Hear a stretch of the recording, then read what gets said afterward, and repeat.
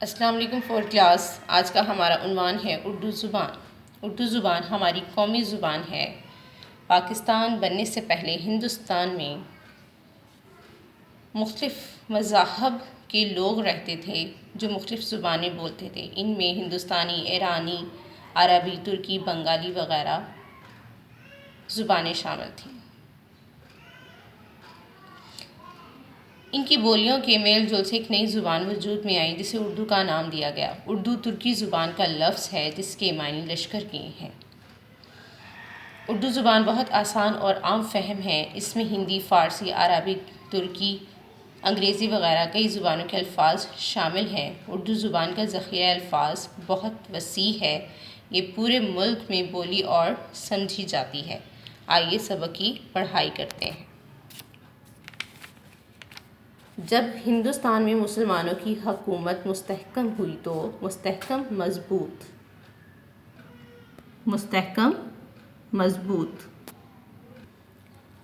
تو مسلمان حکمرانوں نے اپنے لشکر فوج میں مختلف علاقوں کے لوگ بھرتی کیے۔ ان میں ایرانی، عربی، ترکی، بنگالی، پنجابی، پٹھان، سندھی اور بلوچی وغیرہ شامل تھے۔ ان لوگوں کا تعلق مختلف علاقوں سے تھا، اس لیے یہ لوگ مختلف زبانیں بولتے تھے۔ ان کی بولیوں کے میل جول سے ایک نئی زبان وجود میں آئی۔ میل جول، ملنا جلنا۔ چونکہ یہ زبان لشکر فوج کے لوگ ہی بولتے تھے، اس لیے اسے اردو کا نام دیا گیا۔ اردو ترکی زبان کا لفظ ہے جس کے معنی لشکر کے ہیں۔ فور کلاس اس لائن کو ہائی لائٹ کریں۔ اردو ترکی زبان کا لفظ ہے جس کے معنی لشکر کے ہیں۔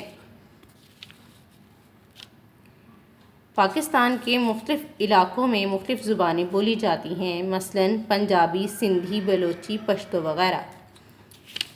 یہ علاقائی یا صوبائی زبانیں کہلاتی ہیں۔ علاقائی، علاقے کی۔ صوبائی، صوبے کی یعنی کہ صوبے میں بولی جانے والی زبانیں کہلاتی ہیں۔ دوسرے ممالک کی طرح پاکستان میں بھی ایک ایسی قومی زبان کی ضرورت تھی جو پورے ملک میں بولی اور سمجھی جائے۔ پاکستان کے بانی قائد اعظم محمد علی جناح رحمۃ اللہ علیہ نے یہ اعلان کیا کہ پاکستان کی قومی زبان اردو اور صرف اردو ہوگی۔ فور کلاس اس لائن کو بھی ہائی لائٹ کریں۔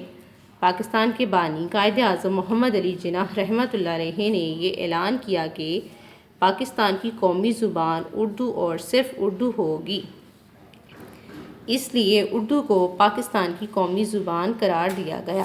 قومی زبان اردو کی اہمیت بہت زیادہ ہے۔ اسے دوسری علاقائی زبانوں پر فوقیت حاصل ہے۔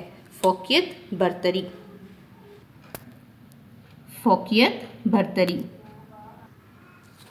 اس کی یہ خصوصیت ہے کہ یہ پورے ملک میں بولی اور سمجھی جاتی ہے۔ اردو